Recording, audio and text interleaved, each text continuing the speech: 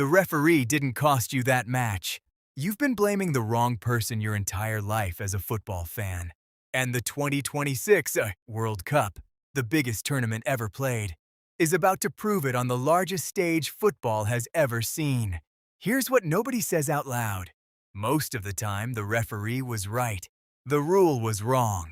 And that distinction is everything. There are 4 rules in football so fundamentally broken that they don't just cause bad decisions, they make bad decisions inevitable. The referee standing in the middle of that pitch isn't failing you. He's been handed an impossible job description and told to look confident while doing it. Let's start with the one that's made you the angriest in the last 5 years. The handball rule. IFAB, the committee that controls the laws of football, rewrote it 4 times between 2019 and 2022, 4 times in 3 years. That's not refinement. That's panic. And here's the part that should genuinely bother you.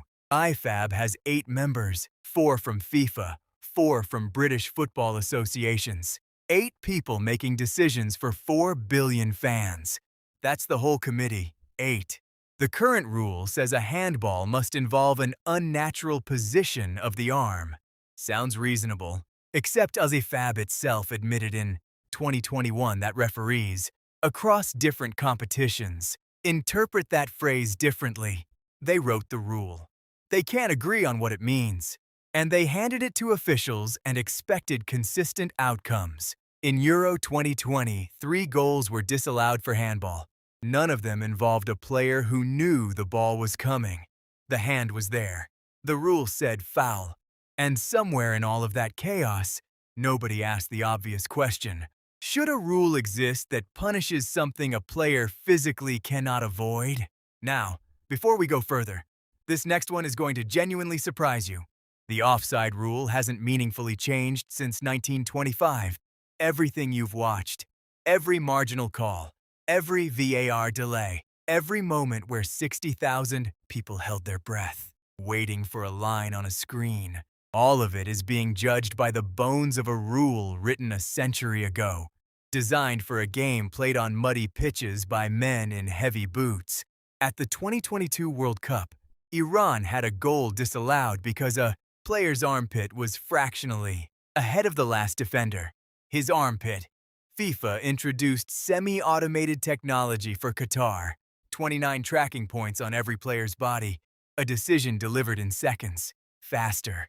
Yes, but here's what nobody said clearly enough. Carlos Queiroz, Iran's coach that night, stood on the touchline and watched a valid goal disappear because of geometry. Not tactics. Not a mistake. Geometry. He said nothing to the press afterward. His face said everything. The technology got faster at applying a flawed rule. The law itself wasn't touched. And the 2026 World Cup will use the same system. More cameras. More data points. Same 100-year-old idea underneath all of it. Then there's the rule that quietly steals more from football than any other. Football is the only major sport in the world where the clock doesn't officially stop. NBA, NFL, rugby. Time stops for injuries, substitutions, celebrations. Everyone always knows exactly how much is left. In football, a referee watches 4 minutes of a player rolling on the ground, then adds 4 minutes, roughly, his judgment, a number on a board. FIFA's own data from the 2022 World Cup showed an average of 51 minutes of actual play per 90-minute match. 51, when FIFA tried to fix it by adding 10-plus minutes of stoppage time in Qatar. Teams immediately found new ways to waste the extra time too. You can't patch a structural problem with extra minutes. The structure itself is broken. There's a moment every football fan recognizes. A player hits the ground. The crowd roars. The referee reaches into his pocket. And then, nothing. A free kick the other way. Sometimes. Occasionally a yellow for the player who was actually fouled. It happens so often we've stopped being surprised. We've accepted it as part of the game. That acceptance is the most damaging thing of all. Simulation has carried a yellow card punishment since 1998, 27 years. And in the entire 2023 Premier League season, hundreds of matches, thousands of moments, fewer than 10 yellow cards were issued for diving across the whole season. Why? Because the rule requires a referee to prove intent. He has to decide, in under 1 second, whether a player deliberately fell or genuinely felt contact. And if he's wrong, if he books a player who was actually fouled, he's committed a bigger error than saying nothing.